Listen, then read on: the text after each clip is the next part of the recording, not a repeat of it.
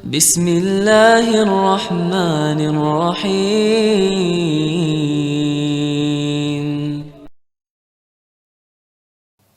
Allah berbicara, sifat Allah bisa berbicara sejak azali. Tapi kapan Allah berbicaranya?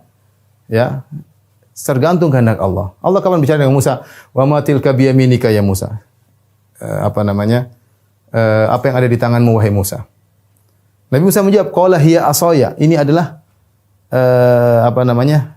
tongkatku. Kapan Allah bicara dengan Musa begitu? Apakah di zaman azali?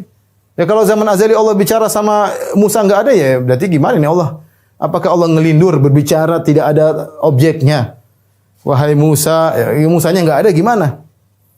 Ini sangat logis. Kita sangat mudah memahami bahwasanya sifatnya azali, tapi kapan berbicara terserah Allah Subhanahu wa taala. Sama, kita kiaskanlah dengan yang ini semuanya. Contoh mencintai. Allah punya mampu untuk mencintai, tapi ada sebabnya kenapa Allah mencintai. Bukan Allah mencintai Khalid bin Walid sejak zaman azali, ketika Khalid bin Walid sedang membunuhi kaum muslimin dalam perang Uhud, Allah sudah mencintai sejak zaman azali. Ini enggak logis. Karena Allah mengkaitkan masalah cinta dengan sebab. Kata Allah dalam ayat surat Al-Imran, "In kuntum tuhibbunallah fattabi'uni yuhibbukumullah." Kalau kalian cinta kepada Allah, ikutilah aku. Syaratnya, yuhibbukumullah, niscaya Allah akan mencintai kalian. Berarti kecintaan tersebut baru muncul kalau ada syarat terpenuhi. Berarti ini baru. Ini namanya sifat ikhtiyariyah. Muncul sesuai dengan sebab. Ya. Kemudian contoh seperti hadis qudsi, kata Allah Subhanahu wa taala, "Wala yazalu 'abdi yataqarrabu ilayya bin nawafil hatta uhibbahu." Senantiasa hambaku mendekatkan dirinya kepadaku dengan perkara-perkara yang sunnah hingga aku mencintainya. Baik, kapan Allah mencintai hamba ini? Apakah sejak azali? Jawabannya tidak. Tidak logis, tapi Allah mencintai dia kapan? Ketika dia mendekatkan diri dengan perkara-perkara sunnah, baru Allah mencintainya. Berarti mencintai ini perkara yang berkaitan dengan sebab, ada akibat. Ketika sang hamba mendekatkan diri kepada Allah dengan perkara-perkara sunnah, maka Allah mencintainya. Contoh masalah marah. Marah kalau orang melakukan maksiat, baru Allah marah. Man yaqtul mu'minan muta'ammidan fajaza'uhu jahannam wa ghadiballahu alaihi wa la'anah. Barang siapa membunuh seorang mukmin, wa may yaqtul, ada sebab, ada syarat, wa may yaqtul mu'minan muta'ammidan. Barang siapa yang membunuh seorang mukmin dengan sengaja, maka balasannya adalah neraka jahanam. Wa ghadiballahu, maka dan Allah murka kepadanya. Kapan Allah murka? Ketika dia membunuh. Bukan Allah murka dia kepada sejak zaman azali.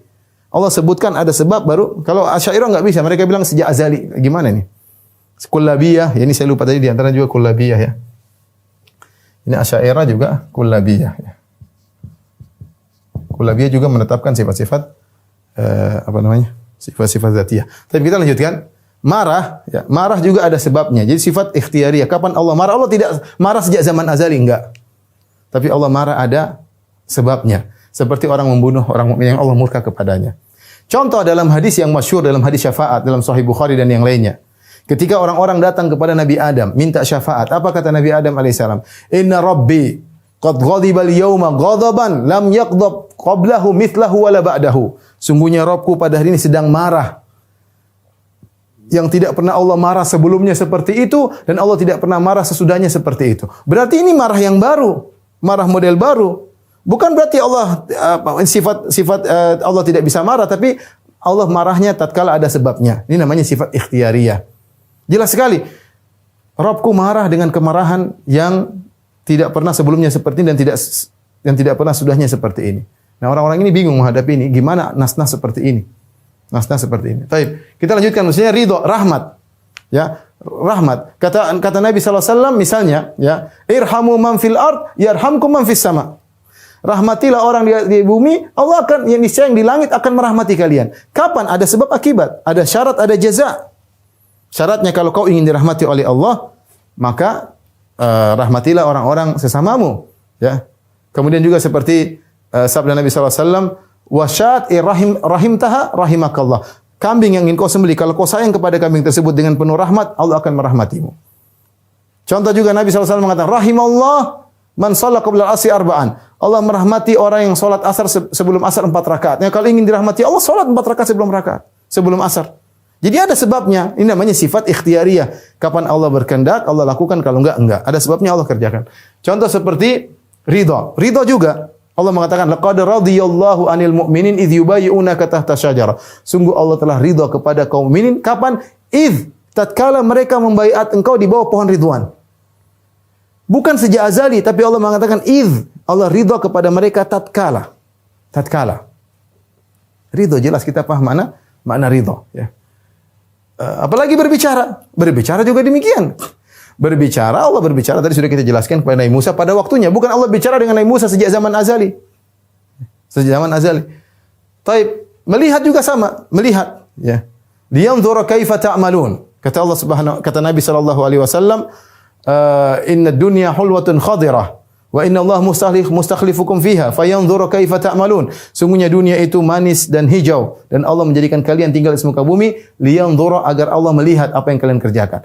Kita tahu Allah melihat kita, sekarang saya bergerak, ini Allah baru melihat sekarang. Bukan sejak azali, Allah sudah melihat saya seperti ini. Karena kalau Allah melihat saya seperti sejak azali, berarti saya sudah ada di zaman azali. Saya ulangi. Allah melihat makhluk-makhluk ketika Allah ciptakan. Ketika Allah belum ciptakan, Allah belum lihat dong. Allah tahu akan menciptakan, tapi Allah belum lihat. Kapan Allah lihat? Ketika makhluk tersebut wujud, baru Allah lihat. Nah, sekarang saya sedang bergerak ini. Saat ini Allah sedang melihat saya. Bukan Allah melihat saya sedang begini di zaman azali. Karena kalau Allah melihat saya seperti di zaman azali, berarti saya sudah ada di zaman azali bersama Allah. Dan itu tidak masuk akal. Nah, mereka tidak bisa terima ini. Kata mereka, wah nggak bisa. Berarti penglihatan Allah bergantung dengan ada perubahan-perubahan, gerakan-gerakan. Nanti mereka akhirnya takwil melihat dengan mengilmui. Sama mendengar. Mendengar juga Allah mendengar kalau ada suaranya. Kalau nggak ada gimana mendengar? Apa yang mau didengarkan? Nggak ada makhluk yang diciptakan.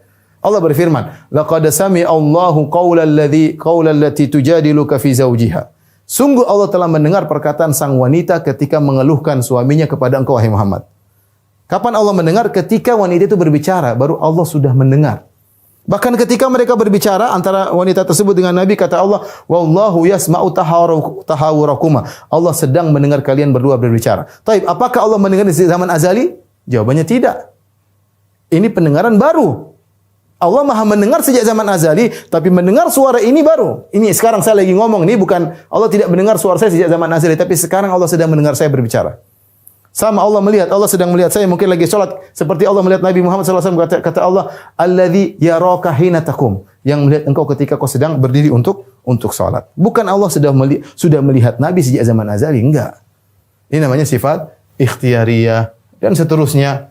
Ya, ini berkaitan dengan kehendak Allah Subhanahu wa ta'ala. Nah, sifat-sifat inilah yang mereka tidak bisa tetapkan. Baik Jahmiyah, Mu'tazilah maupun Kullabiyah, Asy'ariyah, semuanya tidak bisa menetapkan sifat-sifat yang berkaitan dengan ikhtiyariyah. Akhirnya mereka bingung menghadapi sifat-sifat ini. Contoh, bagaimana mereka menghadapi sifat berbicara? Sementara kata mereka Allah tidak boleh mengalami perubahan. Kenapa mereka tolak sifat ikhtiyariyah? Kata mereka Allah sudah sempurna, tidak boleh mengalami perubahan, harus statis. Dan ini saya sudah sebutkan, ini syubhatnya Aristoteles dan Plato dan Platonis ya. Ya, atau Platonis ya, Aflutin kalau bahasa Arabnya. Kalau Plato Aflatun, kalau ini Aflutin. Intinya ini tiga orang ini menyatakan Allah harus statis. Ini murni pemikiran dari falasifah Yunaniyah. Murni. Ya, mereka mengatakan Tuhan harus statis. Kita bilang sebaliknya, Tuhan itu bukan yang statis, itu ciri makhluk mati, benda mati statis. Apa bedanya antara benda hidup dengan benda mati? Kalau benda hidup dia fa'al, dia bergerak, dia aktif. Adapun yang statis itu berarti mati. Ya, makanya dikatakan oleh Imam Al-Bukhari dalam Khalqul Al-Ibad, dia mengatakan, Nu'aim bin Hamad mengatakan, Al-Arab la ta'rif al-hayy minal mayyit illa bil fi'l. Orang Arab dahulu tidak membedakan antara yang hidup dengan yang mati kecuali dengan aktivitas. Ya, makanya Allah sifatnya fa'al. Maha melakukan apa yang dia kehendaki. Fa'alu lima yurid. Inna rabbaka fa'alu lima yurid. Allah ulangi dalam beberapa ayat. Allah maha melakukan, Allah maha berbuat. Ini kata mereka enggak, Allah statis. Tidak boleh berbuat sama sekali. Ini semua zaman azali. Taib. Kita bilang bagaimana Anda menghadapi Allah berbicara dengan Nabi Musa? Mereka bingung karena itu bolak-balik. Contoh. Dan kita lihat dan terlalu banyak dalam hadis bagaimana pembicaraan Allah itu baru. Contoh. Seperti ketika suatu hari Nabi SAW salat kemudian bekas hujan. Kemudian Rasulullah SAW berkata, apa kalian tahu apa perkataan Rabb kalian? Kata para sahabat, kami tidak tahu ya Rasulullah. Kata Rasulullah SAW, qala Allah berkata, asbaha min ibadi mu'minun bi kafirun bi. Ya. bahwasanya ada di antara hambaku yang beriman kepadaku dan ada yang kafir kepadaku. Adapun yang beriman siapa? Alladzi qala, yang berkata mutirna bi fadlillahi wa rahmatihi. Kita diberi hujan karena rahmat Allah dan karunia-Nya. Fadzalika mu'minun bi. Itulah orang beriman kepadaku, kafirun bil kawakib. Kufur kepada bintang. Adapun amma man qala, adapun yang berkata mutirna bi nau'i kadza, kami dapat hujan gara-gara bintang ini, fadzaka kafirun bi, itu yang kafir kepadaku. Tapi ini Nabi ketika habis hujan salat, Nabi bilang, tahukah apa yang Allah ucapkan? Apakah ini ucapan sejak azali atau sekarang? Sekarang. Karena Allah mengomentari setelah hujan, ternyata ada orang ngomong begini, ada ngomong begini, baru Allah komentari. Komentar tersebut bukan sejak zaman azali. Tidak usah gampangnya kita salat lah. Kata dalam hadis qudsi, ya hadis Sahih Muslim, hadis Abu Hurairah, Rasulullah SAW berkata, Allah berfirman, qasamtu salat baini wa baina abdi nisfain. Kata Allah, aku bagi surat Al-Fatihah setengah buatku, setengah buat Allah. Setengah buatku, setengah buat hambaku. Wali abdi masa'al, dan bagi hambaku apa yang dia minta. Fa idza qala abdi, kalau hambaku baca Al-Fatihah berkata alhamdulillahi rabbil alamin, qala Allah berkata hamidani abdi. Bayangkan ini maksudnya gayung bersambut ya. Bukan Allah berbicara zaman azali. Kata Allah, jika hambaku berkata alhamdulillahirabbil alamin, kata Allah hamadini abdi, hambaku telah memujiku. Wa idza qala, jika hambaku, jika itu nanti Ar-Rahmanir Rahim, Allah, hambaku berkata Rahmanir Rahim, kata Allah asna alayya abdi, hambaku menyanjungku. Wa idza qala, jika hambaku berkata ya Maliki yaumiddin, Allah berkata majjadani abdi, hambaku telah mengagungkan aku. Wa idza qala iyyaka na'budu wa iyyaka nasta'in, jika hambaku berkata, aku mengatakan, Allah berkata, hadza baini wa baina abdi wali abdi masal, ini antara aku dan hambaku dan bagi hambaku apa yang dia inginkan. Wa idza qala, jika hambaku berkata, ihdinas siratal mustaqim siratal ladzina an'amta 'alaihim ghairil maghdubi 'alaihim waladdallin amin, qala Allah wali abdi masal, bagi hambaku apa yang hambaku minta. Jadi sama seperti Nabi Musa ketika ngomong sama Allah, wa ma tilka apa di tangan kananmu wahai Musa? Musa menjawab, ini tongkatku. Terus jadi dialog antara Allah dengan Nabi Musa. Bukan Allah bicara di zaman azali. Sama, ketika kita bangkit dari ruku, sami Allahu liman hamida. Apa artinya sami Allahu liman hamida? Allah mendengar orang yang memujinya, maka kita memuji. Rabbana walakal hamdu. Maka Nabi berkata, yasma'ullah, Allah mendengar kalian. Allah mendengar kalian tatkala kita mengucapkan, sedang mendengar kalian ketika kalian memuji Allah Subhanahu wa taala. Jadi pembicaraan Allah sangat banyak. Allah bicara Nabi Musa, Allah bicara Nabi Ibrahim. Itu semua mereka bingung karena itu suatu yang baru. Akhirnya apa kata mereka? Namanya berbicara itu kalam nafsi. Berbicara itu kalam nafsi, yaitu bahasa jiwa. Bahasa jiwa tanpa suara, tanpa huruf. Makna cuma satu, tidak boleh makna satu, tidak boleh berbilang. Dan ini sangat-sangat sulit untuk bisa dipahami. Sehingga akhirnya kesimpulannya, ini sudah saya bahas, kesimpulannya Al-Quran yang kita baca ini bukan firman Allah. Itu hanya ungkapan dari firman Allah. Firman Allah itu sejak azali tidak berubah. Dalam jiwanya. Tapi kita bilang, terus yang didengar Nabi Musa apa? Ibarat atau apa? Kalau mereka bilang ibarat seperti perkataan Mu'tazilah. Mu'tazilah mengatakan itu suara yang Allah ciptakan. Kata mereka tanpa suara. Karena kalau dengan suara berarti suatu yang baru. Sifat makhluk, tajsim, mujassim. Mereka bilang demikian. Taib, Nabi Musa ngomong yang didengar apa? Bukan firman Allah. Yang dia dengar itu ibarat dari firman Allah atau gimana? Atau sehingga mereka khilaf dalam kitab Jauharut Tauhid ya. Dia mengatakan bahwasanya adapun ketika Musa bertemu dengan Allah maka disingkapkanlah hijab. Fayasma, maka Musa mendengar tanpa suara. Aneh. Mendengar tanpa suara itu apa yang mau didengar? Namanya manusia mendengar ya pasti dengan suara.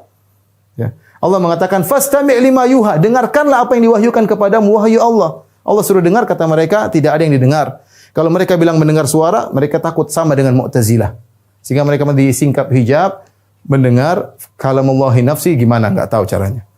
Sebagian mereka mengatakan fa'afhamahullah, maka Allah membuat Musa paham.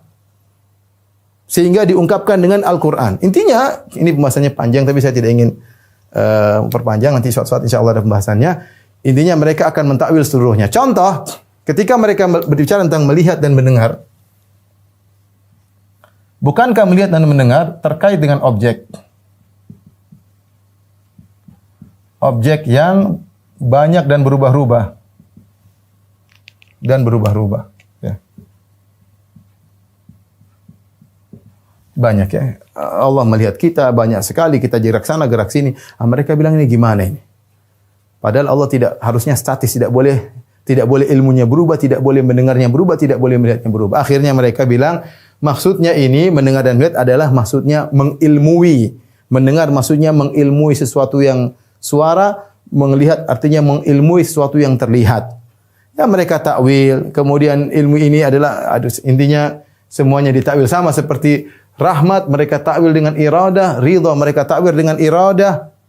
Dan pembahasan ini tentu akan panjang lebar, cuma saya tidak akan panjang lebar. Insyaallah ada saatnya kita bahas tentang bagaimana takwil-takwil mereka. Cuma yang ingin saya sampaikan, jika mereka ini adalah kelaziman, jika mereka menolak bahwasanya Allah bisa berbuat, Allah statis sejak zaman azali, timbul pertanyaan, bagaimana cara Allah menciptakan makhluk?